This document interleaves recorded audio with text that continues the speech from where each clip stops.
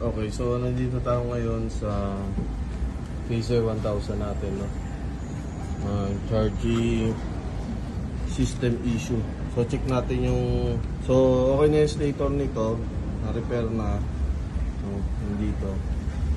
Rectifier naman tayo. So yung battery natin 12.7. Start natin. Tingnan natin yung charging. Okay na dito, sir.